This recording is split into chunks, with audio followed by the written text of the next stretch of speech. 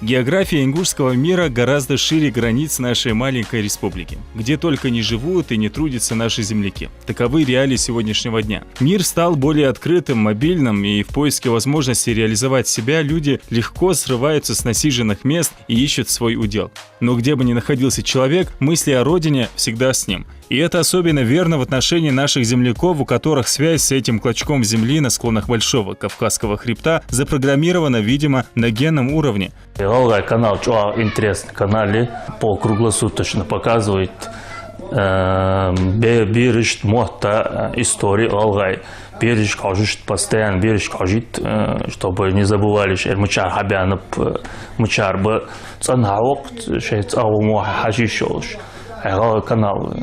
Геттерди канале чох интересные передачи исторические, кайо хамаш. То си главный канал кеш, после время духа. Они учи халка главный канал мучерс, так юаш халчи информации. خلني دا интернет ده قدري بقدر مشدود أوز على канал ده دايجي عين Украине мере корреспондент шима бобил уже ты знаешь что ти дуква пожбуту буатерки. Сондаль дуква канал шкеш. Дух интернет хамды истории. Где бы ни был ингуш, он не теряет интереса к происходящему дома, сопереживает горестям, радуется успехам. Так нас воспитывают. Поэтому и была воспринята с таким энтузиазмом новость о планах руководства республики создать первый ингушский спутниковый телеканал. Мы увеличивали часы работы ВГТРК и максимально увеличить часы работы ВГТРК, конечно, тоже не получалось. Почему? Потому что все-таки федеральное направление, и мы там, я не помню, там 40 минут увеличили до 2 часов. Не хватало для людей. Обстановка была очень тяжелая в республике, и на своем канале показывать, проводить профилактику, которую работу проводить тоже не получалось, не было своего канала. Поэтому я обратился тогда к президенту, к министру связи, и пошли навстречу. Выделили средства, мы построили НТК. Это была вот одна из первостепенных задач. Честно скажу, почему? Потому что нам нужно было показать Ингушетию. И мы благодаря НТК на весь мир сегодня показываем позитив, результаты, молодежь, стройки, стариков, республику. И я уверен, что вот этот проект дал хороший эффект именно в сфере профилактики и терроризма, и экстремизма. В хорошем там представлении республики и в регионах России, и за пределами страны. И этот НТК, вообще сам канал и само телевидение, конечно, является хорошим подспорьем и для наших земляков, которые находятся за пределами страны, за пределами республики. То есть в комплексе этот проект, там, я уверен, что он окупился там в разы, независимо материально, нематериально, он окупился.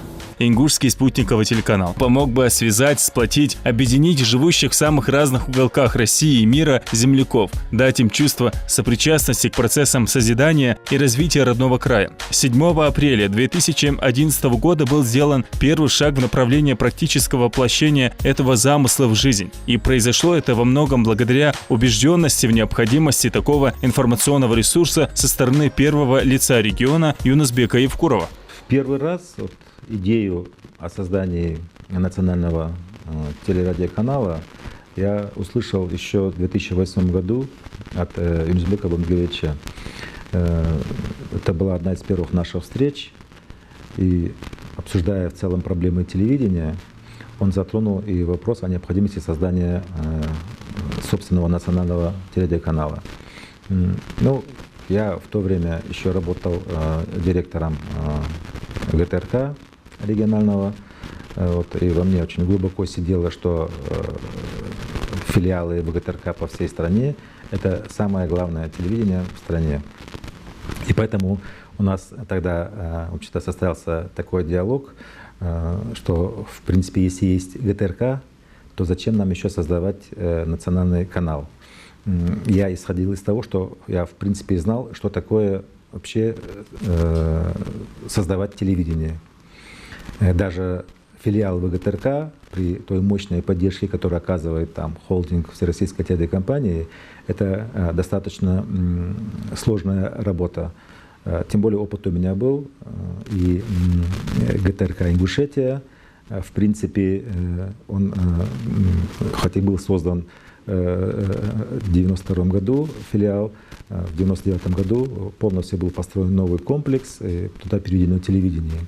И, в принципе, через этот перевод, через вот это вот создание настоящей базы телевидения я уже тогда прошел. И второй раз мне через это пришлось пройти еще в Вологде, когда мы переводили телевидение из города Металлургов Череповца в областной центр Вологду. Там тоже точно так же создавался новый комплекс. Собирались люди. Вот, и опыт, в общем-то, всего этого у меня был. Я знал, насколько это трудное предприятие. Но, тем не менее, вот, мы почти 2 часа тогда проговорили с Эмилем Бангеровичем. От него, конечно, я вышел с убеждением, что действительно национальный телерадиоканал республики нужен. Нужен в первую очередь потому, что ГТРК действительно не обеспечивала то количество эфирного времени, которое нужно, чтобы полноценно рассказать о республике. Ну и вообще, вот, в целом, там, федеральный канал, филиалами которого является все региональные ГТРК, проводит политику такую, что сетку вещания диктует федеральный центр. Вот.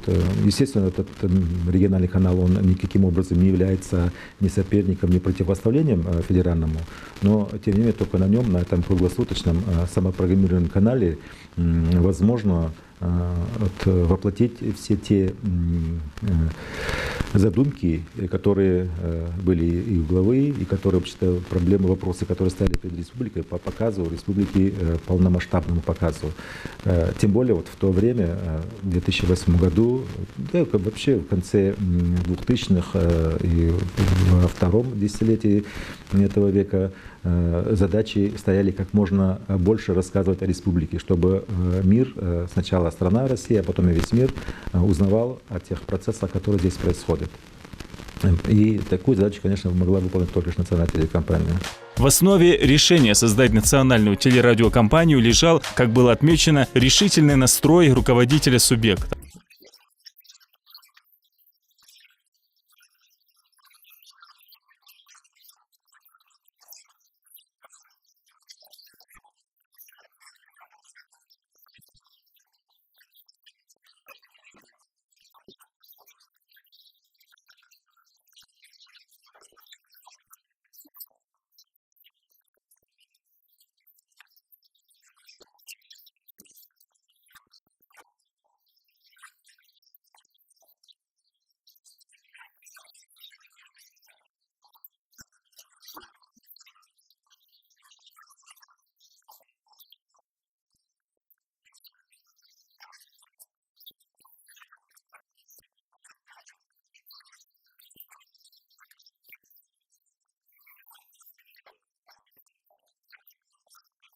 Массированная работа по профилактике правонарушений, массированная работа по тому, чтобы и молодежь понимала суть происходящего. И, конечно, это можно было решить только лишь при наличии достаточного количества эфирного времени, при наличии возможности самим самостоятельно составлять сетку вещания, программировать свой канал. Да, безусловно, основа ингушского национального телерадиовещания заложена значительно раньше. Например, к его истокам можно отнести и работу ингушских редакций на базе чечено-ингушского телевидения. Но если же говорить не только о творческой составляющей, не только о формировании профессиональных и нравственных традиций ингушской телевизионной школы, но главным образом о собственной автономной технической базе, дающей возможность обращаться к своему зрителю, когда это необходимо и важно, то такие условия сложились лишь в драматичном для нашего народа 1992 году. Осенью этого года оболганные, затравленные, изгнанные с родной земли ингуши с исключительной ясностью осознали, что значит быть жертвой информационной войны, что значит в этой войне остаться без средств обороны, что значит не иметь собственного информационного рупора. Второй, третий год такая информационная, да, изоляция республики. Вот, люди жаждали информации. Вот, все мы были из этого народа, все мы ощущали эту, кстати, изоляцию информационную, да, некую блокаду. Поэтому хотелось быть полезными, хотелось так, чтобы люди каждый вечер получали вот такую полноценную картину информационную того, что происходило в республике и вокруг нее. Первая ингушская телерадиостудия создавалась практически в полевых условиях. Помочь собрать ее откликнулись многие представители соседних регионов, включая Ставропольский край и Кабардино-Балкарию. Из-за нехватки транспорта за помощью обращались порой к простым жителям республики, к своим зрителям. И они не оставались в стороне. Это было поистине народное телевидение, родное, долгожданное. Затем был 99-й год. На окраине Назрани был построен на тот момент отвечавший самым высоким требованиям отрасли современный аппаратно-студийный комплекс. Работа коллектива ингушского телевидения, являющегося филиалом Всероссийской государственной телерадиокомпании, вышла на новый уровень. Однако прежним остался график выхода в эфир. Его определяла ВГТРК, на чьей частоте и вещал наш канал. Именно это и не устраивало республиканских властей. Сложная общественно-политическая ситуация, складывающаяся не только в самой республике, но и в целом в Северокавказском регионе, наличие возможности постоянного и систематического диалога со своим народом для руководства Ингушетии приобретало особую важность. Именно поэтому и было принято решение о создании уже собственного круглосуточного телеканала. Везде про республику говорили плохо. Была причина, естественно, и теракты, и обстрелы, и отсутствие маломальской там социалки, недовольство людей. И на всех направлениях про нас говорили очень плохо. А определенного противодействия этому не было. Были ряд оппозиционных сайтов, такого ключевого направления, чтобы противостоять этому направлению, как не только официальный сайт. Почему? Потому что официальным сайтом, официальным направлением не особо там и люди верят, а им надо что-то такое со стороны. Ну и плюс, самого главного, не было своей такой информационной технологии, информационных ресурсов, которые могли бы не только для жителей республики, но и для категории населения там, в целом и в Российской Федерации, за пределами, могли бы показывать другую Ингушетию совершенно. Поэтому вот эта идея возникла, и мы с этой идеей обратились к Дмитрию Анатольевичу Медведеву, который поддержал вместе с министром связи по Российской Федерации. И на это вот именно на теле НТК были тогда выделены средства, и мы этот проект успешно завершили. Одно дело принять, что называется, протокол о намерениях, и другое дело притворить в жизнь его содержание. На то, чтобы построить для НТРК красивое, комфортабельное здание, оснастить его современным телевизионным оборудованием, подготовить необходимых специалистов для работы на нем, ушло чуть меньше 3 лет. Перед строителями была поставлена сложная задача. Закончить возведение объекта необходимо было в кратчайшие сроки. И ингушские специалисты достойно с этим справились. Объект очень сложный, это стратегически важный объект, очень много нюансов, которым должны мы очень серьезно придерживаться, и поэтому стараемся не отклоняться от проекта. Здание НТРК Ингушетии является настоящим украшением молодой ингушской столицы.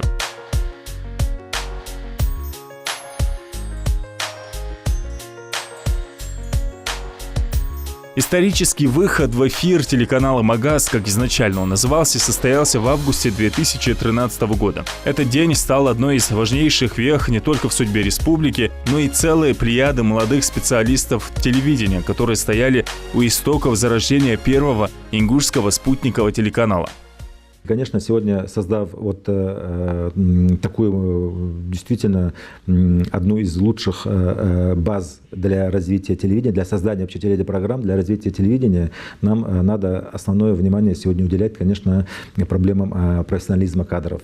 Что бы мы там ни говорили, в республике достаточно слабая база для набора кадров для телевидения. В основном к нам приходят люди, которые, да, действительно хотят работать на телевидении, но не всегда умеют.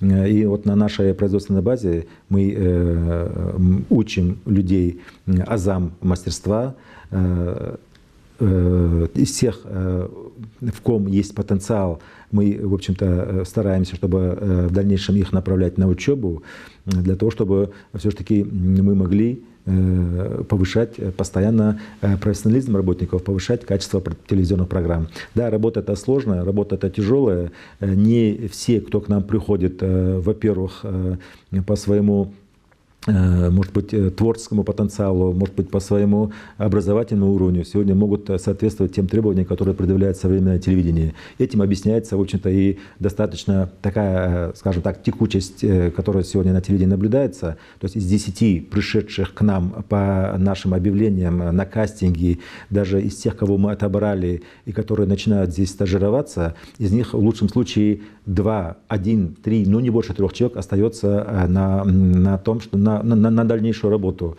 Вот даже из тех, кто остался, немногие выдерживают тот ритм и тот, в общем-то, сегодня стремительный поток информации, который надо сегодня обрабатывать. И поэтому, конечно, эта работа будет продолжаться. Она у нас поставлена на поток. И думаю, что со временем в республике сложится вот именно та прочная профессиональная база работников телевидения и радиовещания, которая отвечает сегодняшним запросам времени. Когда началось проектирование государственной национальной телекомпании, действительно, проект был самый передовой на тот момент, Full HD был самый передовой формат. В проекте телекомпании ни в чем не нуждалось, было все, и передвижная телевизионная станция, и спутниковая станция, и глубокий архив, ну, в общем, все, что должно было быть, было. Но в последнее время, если взять там прошлое десятилетие, то оборудования телекомпании хватало лет на 5-7, чтобы не надо было перевооружаться, то сейчас научно-технический прогресс и развитие вообще телевизионного и любого другого оборудования настолько быстро происходит, что, в принципе, от 2 до 3 лет и уже фактически меняется полностью и необходимость в оборудовании возрастает, меняется все это, формат меняется, и приходится перевооружаться уже, менять съемочный парк, заменять компьютеры и так далее. Ну, вообще, в принципе, все, что используется телекомпанией в телепроизводстве. И к тому же, вот если брать 2011 год, с момента, когда началось проектирование, и до того момента, как произошла непосредственно закупка и поставка оборудования, произошли изменения в ценах, курсах валют и так далее, а все оборудование у нас импортное, японское, американское, английское, немецкое. Цены, соответственно, на оборудование выросли, пришлось вносить некоторые изменения. Из-за этого у нас нет сейчас полноценной ПТС, к примеру, передвижной телевизионной станции. Приходится все оборудование возить в кейсах, а как мы знаем, что постоянное укладывание в чемоданы, вытаскивать, разматывать кабели, снова собирать, подключать, отключать, это все приводит к быстрому износу. И, конечно же, вот с момента запуска телекомпании мы все время пытаемся, просим дооснастить телекомпанию тем, чего не удалось приобрести из-за того, что вот тогда курс валют изменился и не купили в тот момент. В данный момент для нас самое главное, на мой взгляд, это передвижная телевизионная станция полноценная, передвижная спутниковая станция, чтобы мы могли сигнал сразу же передавать в прямом эфире. Баширу и его товарищам, которые выступили первопроходцами в деле налаживания работы НТРК Ингушетия, пришлось столкнуться с решением задач, требовавших незаурядной концентрации внимания, профессионализма и самоотдачи. Не зря о телевидении говорят как о коллективном творчестве. Самая гениальная задумка журналиста обречена на фальстарт, если он не нашел единомышленников желания ее воплотить в художественную реальность в лице режиссера, оператора, монтажера. Одной из главных целей первого директора НТРК как раз и было сделать из сотрудников команду единомышленников, объединенных схожими задачами и помыслами. Все происходило довольно-таки интересно. Мы тогда отработали на ГТРК, и какая-то группа людей, только мы сидели уже без работы, ну вообще мы сидели без работы, и тут вышел указ о создании национальной радиокомпании «Ингушетия», и начался набор людей, которые могли бы как-то помочь становлению телеканала, чтобы начать идти вперед. Мы проезжали сюда в Магаз, а вот сейчас в этом здании, в котором мы сейчас находимся, тогда его не было вообще, кругом стоял забор. Пока мы обкатывались, пока мы проезжали сюда, ну, в неделю 2 раза мы приезжали сюда, точно смотрели. И каждый день телекомпания строилась, она разрасталась, и в течение года был построен вот этот прекраснейший телевизионный комплекс. А начинали очень тяжело, тогда не было своего здания, своего помещения не было. Мы на одном из рынков снимали помещение, тогда государство оплачивало помещение, работали в 3 кабинетах, информационный, утро, все были в одном кабинете, творческая часть, другая техническая была в другом кабинете была. На своих машинах приезжали, сажали с собой молодых корреспондентов, вывозили на поля, куда-то на предприятия. И показывали, как нужно строить сюжеты, как нужно брать интервьюшки. Операторы уже с ними более опытные были тогда, ребята были, которые знали опыт работы. Мы, творческая часть, показывали, что мы умеем делать. И вот так формировалось телевидение потихоньку. Хотя с момента начала вещания НТРК прошло больше 5 лет, за это время на его телевизионном небосклоне успело зажечься и погаснуть немалое количество ярких и интересных звезд этой профессии. В строю, как всегда, остаются самые преданные делу, те, кто не мыслит своей жизни без телевидения, любимых зрителей и возможности посредством своего труда вносить лепту в процесс развития и созидания родной республики. Я когда пришла устраиваться на работу на национальный телеканал, мне было 18 лет всего лишь. И первым делом меня завели в новостной отдел. И вот первое впечатление именно от этого отдела, от самого, имеется в виду здания, да, самого кабинета, было такое чувство, как будто я попала на космический корабль, потому что у нас огромные окна, огромный отдел, и вид открывается на чуть ли весь город. И коллектив, как притирались друг к другу, коллектив был очень сплоченным, очень дружным, все были молодые, в принципе, и было у кого спросить, было у кого узнать, что, как нужно делать. И мы, на самом деле, все учились вместе.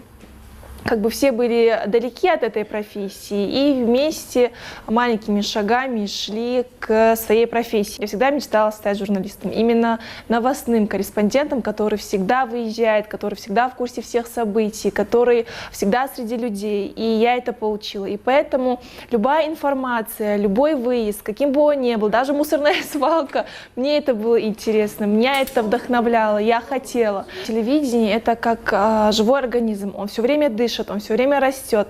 И поэтому весь этот ритм, этот график, порой даже без выходных мы работаем, да, и мне это нравится, мне это близко. И мне кажется, я готова всю жизнь здесь отработать просто из-за того, что это моя работа, это моя профессия.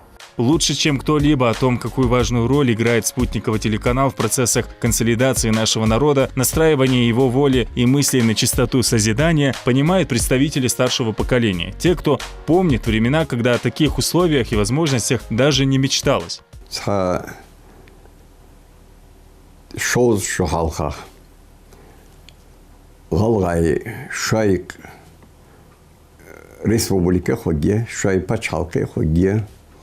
شيء عادل خده شيء نان غالة خده يعني إز تنيان غالة مغاسيا حش خده يعني إز حني إلش تسقو بوتر فعل بقدر تهنش دينها في غلغاي وي بتشالقية سوق خاتش دالة في بيحكا احتو نجح كمن بعشرة قبوحش بعد دولش در دات عليشات دواتش در علش ديديس يغلغاي بتشالقية أخ كوكازيم خاتو أخ قول بحميل باش مخشتيقي سي دولش لق خجل كتير شوخصا ويجي تغلقا دينل ده حنر ده حقوش دال تيخا دكا جناحبه ساتس هماج أول بوخنا فين يختار ده تسارجي من يختار ده تسارجي زمن بلغونشي سبق ده دينل دولش حقل دولش يحيولش إزدي بولش حتقوش لاتش مخكري كجناحبه وي صار حتى ببحور وقت بفي مخك تاخنا تلفزيونية وی بول سو بیا بول حاز دچه سون تو بیا چه بل خایقه ديكابر دخابين هاد زوي تلفزيون بيش باق الواحد بالش باق يتسنا تقرش عادلو شي بلخ خام حبو مس دقيق بوم في قمك دقيق ده شالله دليه في ميخك خلش ده تحت هماش حلق газет ждер, газет армуш доллар, нис з хам хахан кердянчил те хамар. Тахан ирен з хам хандали делинге в телевизии хакик ди яхту болш мохтеги. Угт эхерч кашера аддаас вей мох, вей мехка сибет, что охутствент аляматиал. Не увязывать развитие республики с развитием телевидения, в частности вот НТРК. И то, что республика развивается и развивается успешно, об этом говорят и на федеральном уровне, и в региональных, и в федеральных средствах массовой информации. И вот даже по рейтингам, которые получает республика, по многим программам, это и по ликвидации ветхого жилья, и по экономическим показателям, макроэкономическим показателям, это все говорит само за себя. И республика там на передовых позициях. Удивительно, приятно, что так происходит. То, что касается телевидения, вы знаете, я часто видел слезы счастья на лицах наших людей старшего поколения, когда выходили первые передачи вот, ингушского телевидения. И это были такие, может быть, сейчас это кажется вообще странным, какие они были такие, ну, попытки вот такого качественного и содержательного вот, подготовки вот этих передач и так далее. Но это все равно это было очень приятно. Вот если сравнивать тот период с тем, что сейчас, и в количественном и в качественном отношении вот, подается информация на НТРК, имеется в виду не только телевидение, но и уже и радио, которое наконец-то в последнее вот время запущено. Оно тоже очень много дает полезной информации для жителей нашей республики, для жителей соседних регионов. Профессиональным почерком журналистов и технического персонала НТРК стало умение видеть и подавать зрителю информацию с учетом того, что ее потребителями являются не только земляки, для которых культурные коды нашей повседневности не дешифровки, но и люди, просто интересующиеся жизнью самого маленького региона России. Здесь приветствуется оперативность, масштабность, точность и лаконичность формулировок. Что я вижу в ближайшее время, конечно, профессионализм. Надо уровень поднять выше, надо поработать над текучестью кадров. Хотя при всем при этом я доволен работой нашего телевидения, но все равно есть пробелы. И я думаю, что руководство этим займется. Если у нас старшее поколение смотрит телевидение, где-то от 60 и выше, они в основном смотрят телевидение и верят газетам, да, и смотрят, там, советское прошлое там все-таки осталось, то для них должны быть одни передачи. Но не надо думать, что молодые ребята от 15 или 16 лет и до 25, до 30 лет будут смотреть телевизор. Ну, это неправда. Больше процента они сидят в интернете, в телефонах. Когда надо создавать именно интернет-порталы, телевидение, дублировать, показывать. У нас есть там в интернет там выход, те же передачи, которые на НТК, но все равно надо это тогда более широко, красочно показывать, чтобы ребята могли бы выходить и смотреть там, и не просто смотреть, а могли бы участвовать в процессе. Могли бы участвовать в процессе. То есть надо более осовременить и каким-то образом омолодить в плане передач нашей телевидения. Помимо вот тех основных и первоочередных задач, которые стояли и до сих пор, наверное, стоят перед телевидением, оно осуществляет определенную функцию. Да? Это, конечно, в первую очередь функция информирования населения обо всем, что происходит. То есть это достаточно оперативно и качественно сейчас делается. Практически через каждые 2-3 часа выходят выпуски новостей, которые практически тоже в режиме реального времени рассказывают о том, что происходит. Вот. Следующая функция телевидения, конечно, тоже очень важна, это просветительская функция, где мы имеем возможность сегодня неограниченно по времени пропагандировать и наши обычаи, и наши традиции, и рассказывать о языке, и на языке, на ингушском языке. В общем-то, делать столько программ, сколько мы сегодня в силах это сделать. И на сегодняшний день, например, да, у нас вещание на ингушском языке доходит там, до 35-40% за эфирные сутки. Там какие-то дни больше, какие-то дни меньше. Вот. И помимо функции информирования и просветительской функции, конечно, телевидение несет еще, конечно, определенную функцию воспитательную. Вот эти наши программы с участием нашего старшего поколения, программы с участием представителей духовенства, они играют и имеют играют огромную роль и имеют большое значение для того, чтобы сегодня в обществе и сохранялись, и закреплялись, и пропагандировались вот эти духовно-нравственные ценности ингушского народа.